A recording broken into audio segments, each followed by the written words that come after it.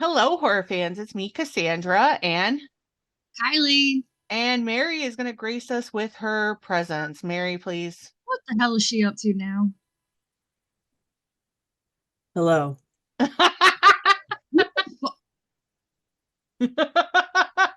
Oh, you got the jumpsuit. Well, This I is got what the Sean mask. uses to work on the car. Here we go. You got the jumpsuit. Kylie's got the mask. If you are not watching our YouTube, which please subscribe and watch it because should. yeah, fucking shenanigans. But if you haven't got the details by the whole wearing a jumpsuit and a mask, we are talking about the 2018 version of Halloween. So let's get into these shenanigans because you cannot see in the background, but Kylie's got the 2018 version of the mask, and Mary I has love got that you said the year of the mask. I love Yes. that. yes. So, There's but so Because there are many. differences in the mask. People don't think there is. there are. So, but if you have not seen 2018's Halloween, this is the legacy sequel to Halloween. It is currently streaming on Hulu. I would highly recommend watching it. But this is kind of super special because this is dropping on Mother's Day. And we are tying this into Mother's Day. And if you don't think that that makes sense, well, stay tuned because we're going to connect the dots for you. But We'll do it for you. yeah, we're going to do it for you. So grab your knife, your mask, put on the jumpsuit, don't smash a pumpkin, and let's get this fucking thing started. So let's cue the music. Cue it. Started. All right, so we are back. If you skipped over the intro, we are talking about the Halloween 2018.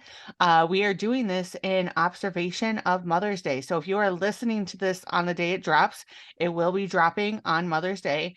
And if you don't understand why we're doing this for Mother's Day, well, a big, huge plot point of this movie is the relationship between the three generations, and is very much a character study in generational trauma. Need that And for just sure. and a lot of themes. So before we get started, all of us are mothers. Mary is a stepmom. Uh, I am a mom, stepmom, and Kylie is a mom. And so I think it's going to be kind of an interesting take, but I want to know for you guys, what does Mother's Day mean to you?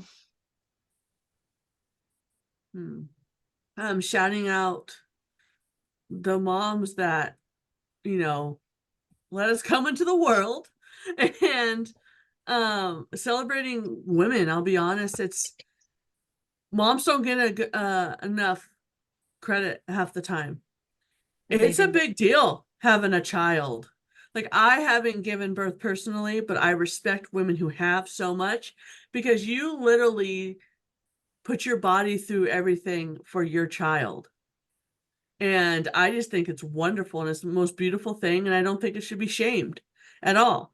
Anything with it, like breastfeeding or anything like that. You don't need me on my soapbox, but I just think Mother's Day is celebrating the miracle of life. And for those of us that are lucky to have good mothers, it's also for saying, hey, thanks for putting up with my shit. I know I need to do that. My mom had one, and there's a reason. I understand too, Kylie, that this is kind of a hard question because for those of you who didn't know, Kylie did unfortunately lose her mom this past year. Um, and so anybody who is struggling with this holiday because they've lost somebody, just know that you're not alone, that you're seen and you're heard, and we'll put some resources to suicide prevention down below. Just never feel like you're alone and that you have pressure to celebrate this holiday, even if you don't want to. That's never the case. And I would just say, do what makes you happy. So if you're struggling out there, please take a hold of the resources down below. But Kylie, I'm going to go ahead and turn the floor over to you. Well, it is kind of a hard question. I'm not sure what this year's Mother's Day really means. I know it is for celebrating me because I gave birth to 2 heathens, and it's a beautiful, amazing thing. But yeah, my mom's not here to celebrate, but I still can celebrate her. Mm-hmm. I will say, like, our last year's Mother's Day was fantastic. Oh, that's great. Hold on to that. Yeah. Yeah, and I mean, really do feel like it's a holiday. It's something you should celebrate because for those who maybe don't realize it or haven't heard of it when we talk about it, but Kylie and I both have special needs children. My son Braden is autistic, along with Kylie's son Zane, who is also on the spectrum. And I think Mother's Day has a whole new meaning when you are a special needs mom. Like Yeah. Kylie and I were talking about this earlier, but there's just a level of challenges that you have to face that I think only other special needs parents can understand. But I think as mothers, especially special needs moms, you get put really through the ringer. And so I think, Mother's Day should be a celebration of the fact that you're getting through it. Because I think there's a lot of self-doubt with motherhood to begin with, but especially with special needs parenting, I think there's a whole new level. There's a whole different level.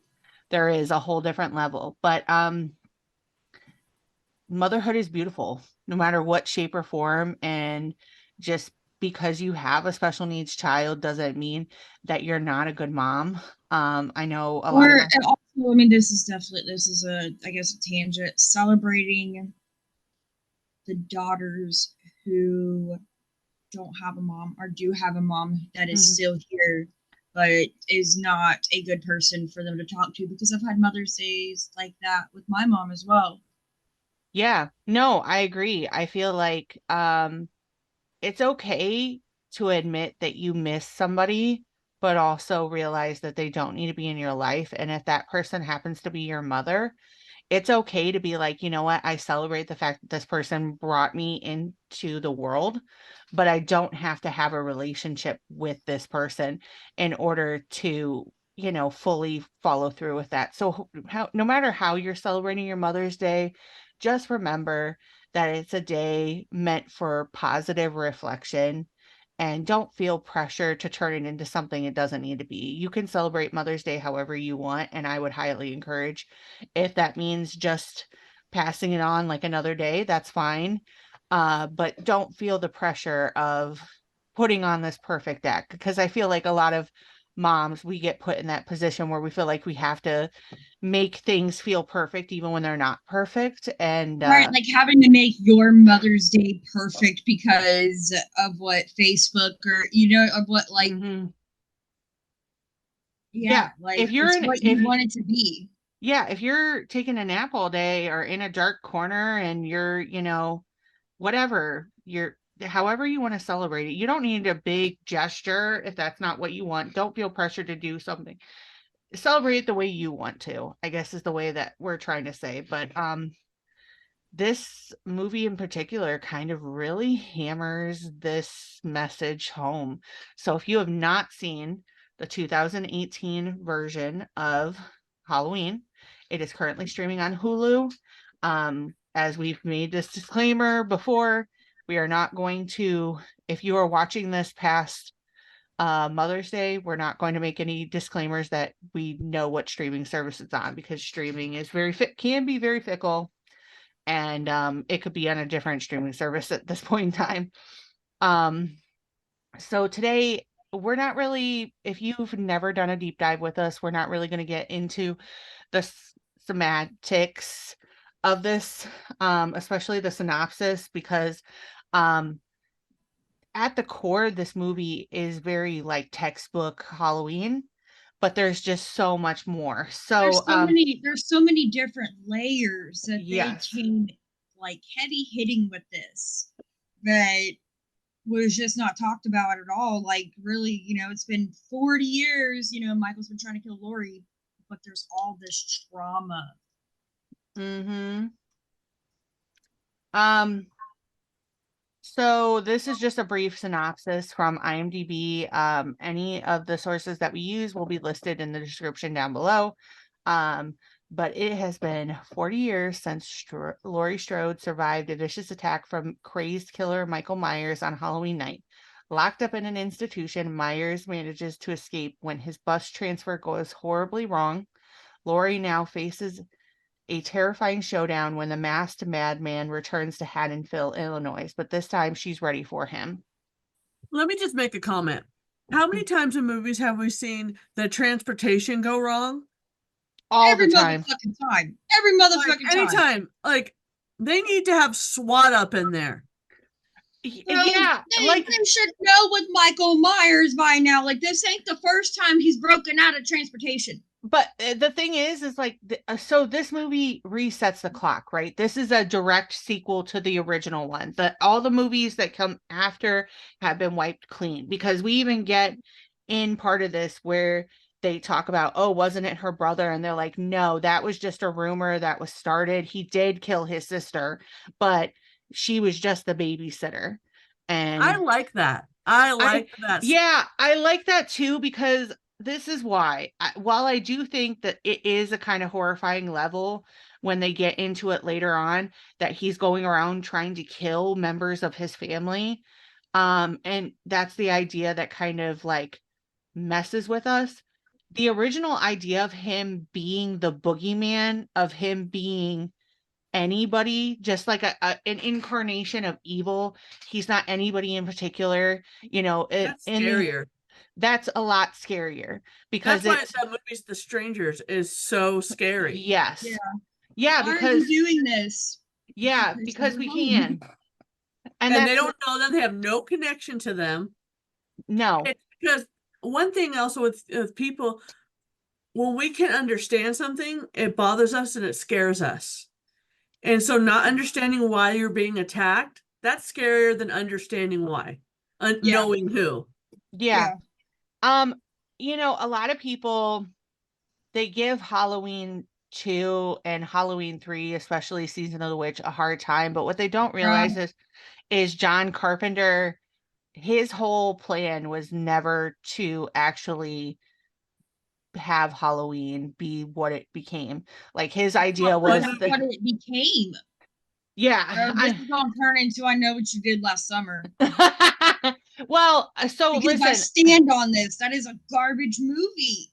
The third one is not. If you look at it separate from the fact that it is a Halloween movie, like if you look at it as just a horror movie, it is, I'm not saying it's like the perfect horror movie, but it is a different horror movie, and you can see what he was trying to do. I mean, really, in my mind, when he's talking about that, he wanted to do almost like a Trick or Treat-esque type anthology, where he wanted to do the first film being Michael Myers, and then another story being the second one, the third one being the haunted masks, and that's why you get Season of the Witch. Because the studio pushed him to do the second one the way that he did, like for it to be in the hospital and stuff like that. So this is kind of him John Carpenter reclaiming his time, essentially, and restarting it. Because I'll be honest, that's the one thing that throughout all of those movies that pissed me off the most is, yes, Laurie did kind of be able to get her fight. Like, I remember distinctly growing up with Halloween H2O and that being everywhere with Josh Hartnett, and I loved it. But you never really fully get that moment like you do in here. And I'm sorry, but if somebody had chased me down, had tried to steal my life, had killed people in front of me, I would be fucking pissed. I would be traumatized. I would be waiting for that person to come back and finish what they started.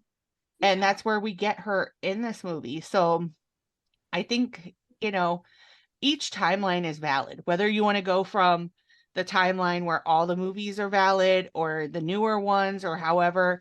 I think any of them are fantastic. I mean, we're talking about John Carpenter here, and let's be honest, John Carpenter has had his fair share of getting misaligned, whether it's The Fog or The Thing. Like The Thing notoriously, like the fact that that movie got outbeat by E.T., like I love E.T., but Jesus Christ, like The Thing. The Thing is way better. Yeah.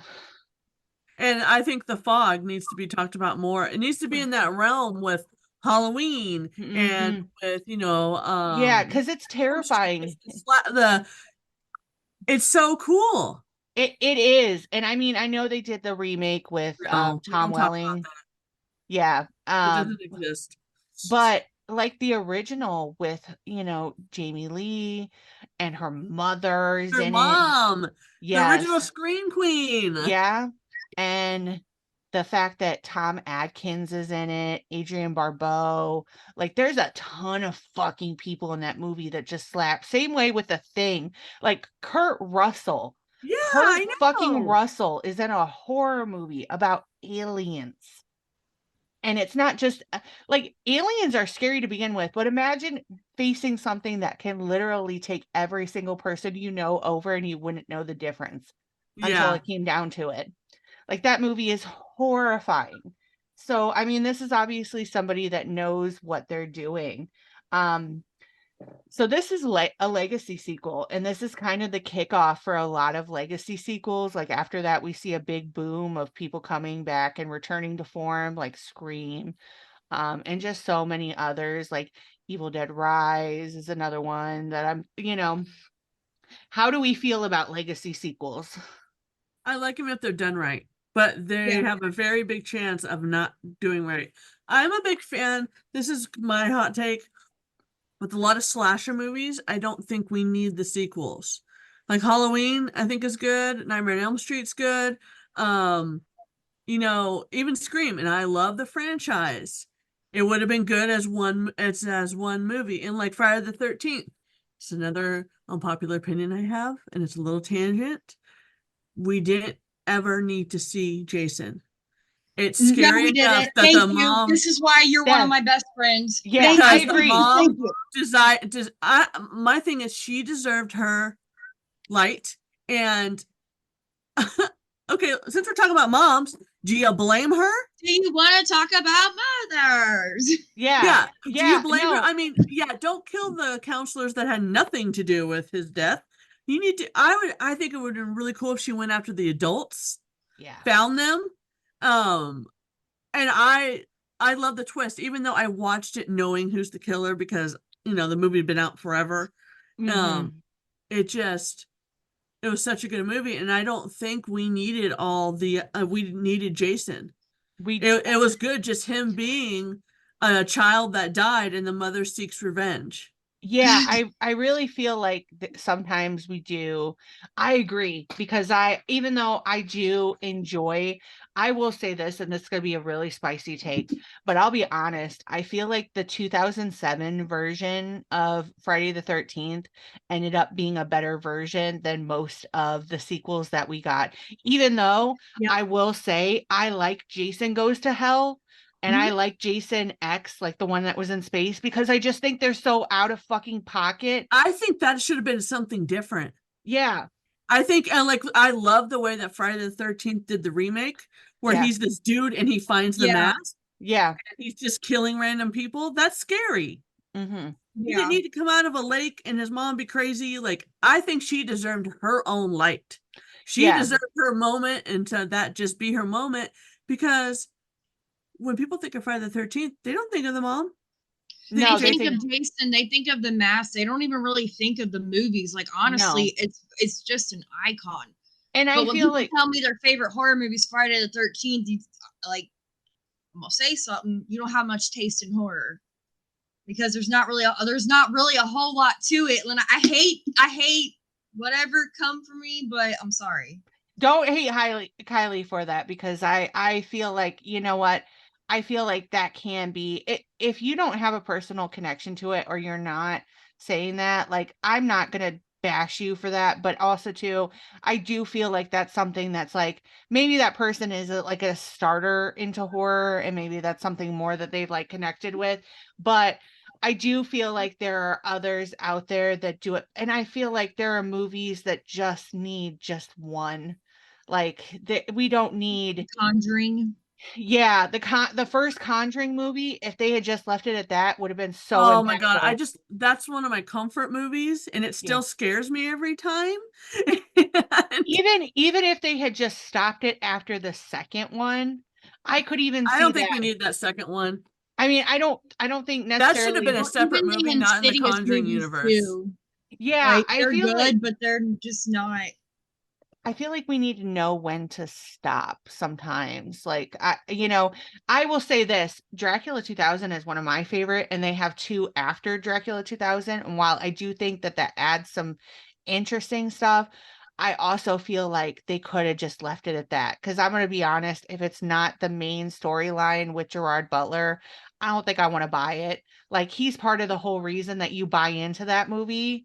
Like Kylie's laughing because this is one of my tangents, but no, I mean like we did the episode on it, and if you go back and you watch the YouTube video that I have in the link, like Gerard Butler was filming Attila the Hun at the same time, so he actually came into the audition with like long hair and like eyeliner and stuff, and the way that he's like delivering that, it makes you realize that the whole reason that that movie kind of works is because of him, because you need a Dracula that's very like magnetism. It's got that like attraction level. I don't feel like we need a second one after that. Like obviously like things happen, and there are other movies that I feel that way too, like 13 Ghosts.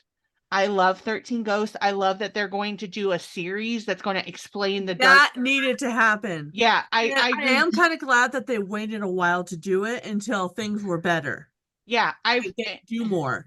Yeah, and I like the fact that they're not going to do it based on the movie. They're doing it based on the whole concept of the dark zodiac, and like you know what I mean? Like I respect that more, because I feel like the movie in general, it doesn't need a follow-up.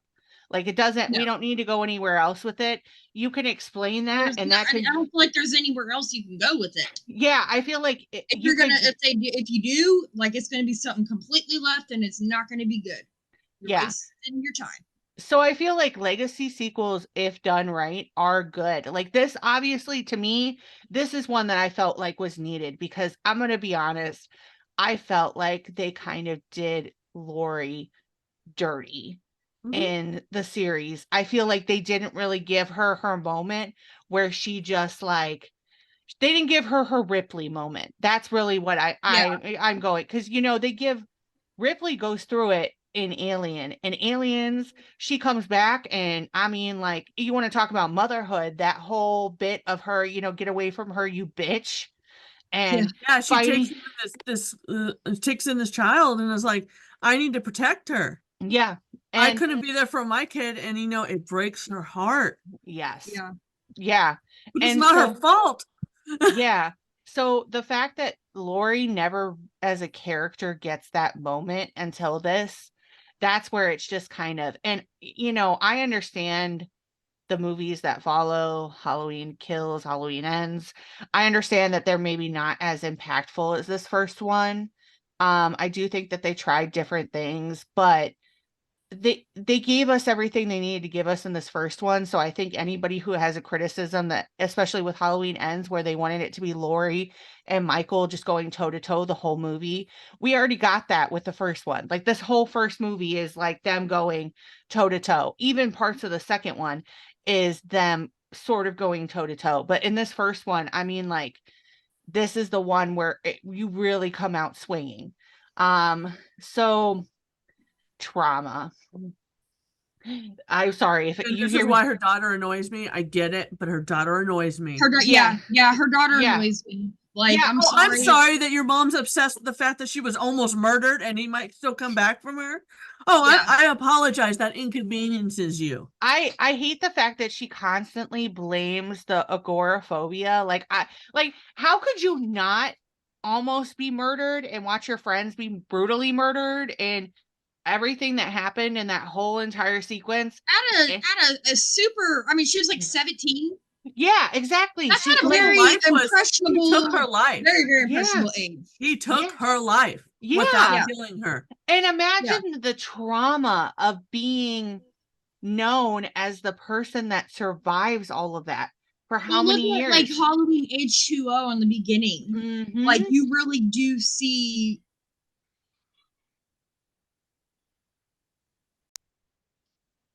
All right, so we are back after having to take a quick commercial break, but we were talking about trauma, and Kylie was talking about the trauma that Laurie has in Halloween H2O. Go ahead, Kylie. Yeah, you see it in the beginning, you know, when she wakes up screaming from a nightmare. And you see all the pills, and you see her son playing a bit of a caretaker role. Mm-hmm. And just how it's affected her. And you see going throughout in the beginning of the movie and just how jumpy she is. You know, so could you imagine being like that for 40 years? Yeah, I mean, and really, truly, so in this timeline, they talk about the fact that Laurie, she raised her daughter to pretty much be like a extreme wilderness, like, you know, with the hunting and the gun shooting and stuff like that. And her daughter ends up getting taken away at 12, and that's something that her daughter never really fully gets over, which understandably so. But you know, that obviously has to be traumatic. Like, it's a traumatic enough experience that you experienced it, but then having it in the back of your head that this person could come after you and they could come after your child.